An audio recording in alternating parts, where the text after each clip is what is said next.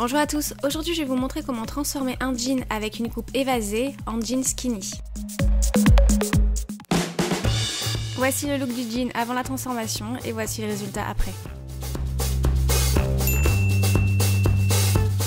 Cette technique fonctionne avec les jeans donc un peu évasés, les jeans à coupe droite, mais ne fonctionne pas du tout avec les jeans à pattes def.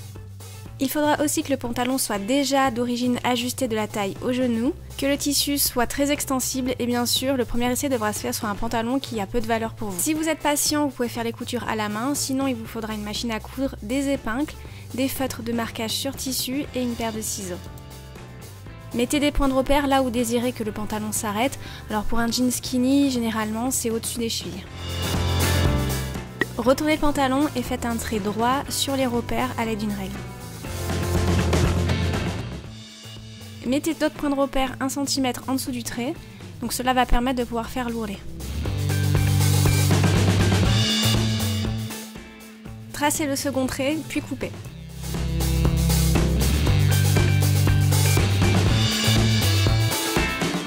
Pliez le pantalon sur lui-même et aidez-vous de la première jambe pour pouvoir découper la seconde à la bonne longueur.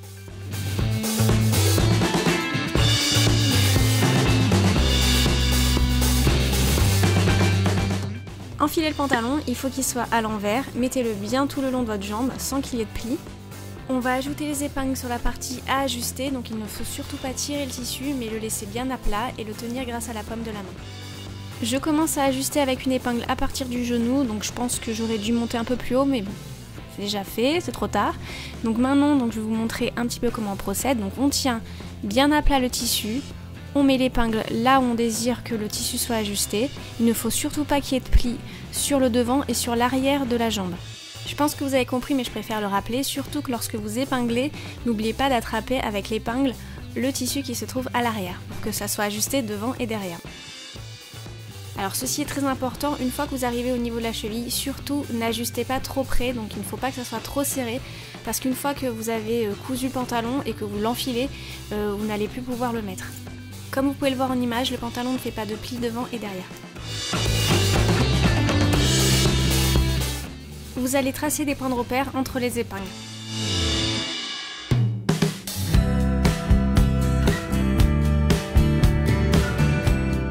Ne faites pas comme moi, je vous conseille de soigner la transition entre la couture d'origine et la nouvelle couture que vous allez faire.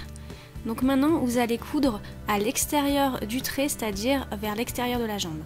Vous n'êtes pas obligé de faire comme moi, mais je vous conseille de faire une couture droite. Une fois que vous avez fini de coudre jusqu'au point de repère, retournez, mettez votre pantalon de l'autre côté et faites une couture zigzag accolée à la couture droite.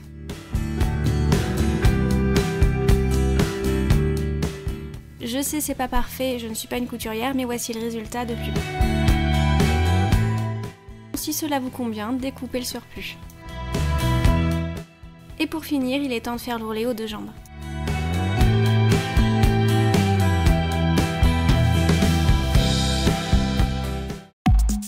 Et voici le résultat, donc je vous remonte le avant-après.